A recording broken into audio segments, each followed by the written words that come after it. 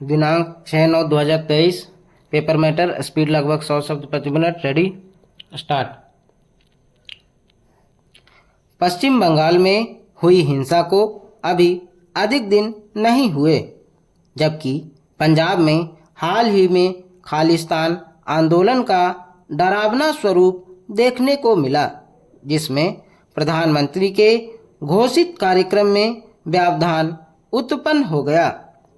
जनजातीय क्षेत्रों में नक्सलवाद की चुनौती लगातार बनी हुई है। इसके साथ ही वैश्विक स्तर पर आतंकवाद के सूत्र कहीं ना कहीं भारत से जुड़ ही जा रहे हैं। इन समस्याओं के समाधान में भारतीय सेना त्वरित गति से प्रतिकूल परिस्थितियों पर नियंत्रण कर लेती है। देश के भीतर प्राकृतिक आपदा में राहत एवं बचाव कार्यों के लिए भी भारतीय सेना पर ही निर्भरता रहती है। ऐसे में एक साथ चुनाव होने की स्थिति में जब सेना और पैरामिलिट्री फोर्स शांतिपूर्ण चुनाव की व्यवस्था में व्यस्त रहेगी, उस समय देश के सामरिक चुनौतियों के साथ सुरक्षा से कौन निपटेगा? यह एक गंभीर प्रश्न है। सबसे अधिक लोकसभा एवं विधानसभा सीटों वाले देश के सबसे बड़े राज्य उत्तर प्रदेश में पूरा चुनाव अमूमन कई चरणों में होता है, जिसकी समयावधि 2 महीने से अधिक रहती है। ऐसे में पूरे देश का चुनाव एक साथ होने से पर यह अवधि भी बढ़ेगी। उस दौरान केंद्र और राज्य सरकार की शक्तियां किसके अंदर निहित रहेंगी?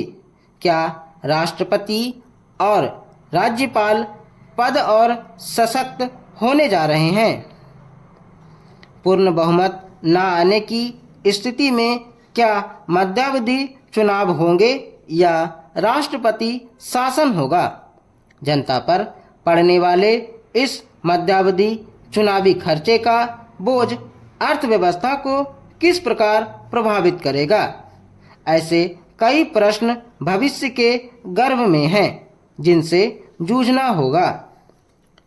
भारत की भौगोलिक संरचना कई मौसमों को समेटे हुए है, जिसमें एक ही समय गर्मी, बर्फबारी, मूसलाधार बारिश और सूखा जैसी स्थितियां रहती हैं। कहीं तीव्र गर्मी तो दूसरी ओर बर्फबारी होती रहती है। ऐसे में वन नेशन वन इलेक्शन के लिए कौन सा मौसम अनुकूल होगा, यह भी विचारणीय प्रश्न है, जिससे दुर्गम स्थलों पर विपरीत मौसम में भी चुनावी कार्यक्रम एक साथ संपन्न हो सके। भारत की जनता में राष्ट्रीय एकता की भावना ही सबको जोड़े रहती है। इसके अतिरिक्त पूरे भारतीय जनमानस में विविधता ही मूल चरित्र है। ऐसे में कोई भी नवीन प्रयोग करने से पूर्व एक व्यापक संवाद बेहद जरूरी है। इस दिशा में केंद्र सरकार को आगे आने की जगह संवैधानिक रूप से स्वतंत्र संस्थाएं जैसे निर्वाचन आयोग को जिम्मेदारी देनी चाहिए, जिससे सत्ताधारी दल के अतिरिक्त विपक्षी दलों एवं अन्य राजनैतिक दलों का इस प्रक्रिया में भरोसा बन सके। साथ ही जनता में अपनी स्थानीयता से जुड़ी पहचान और मुद्दों के राष्ट्रीय आधार पर खोने का भय न रहे। भारत का संविधान दुनिया के कई देशों के सबसे न्यायप्रिय प्रावधानों का संकलन है। ऐसे में भारत की तुलना अन्य देशों से नहीं की जा सकती। भारत में सभी धर्मों का सम्मान है एवं राज्य का चरित्र धर्मनिरपेक्ष है।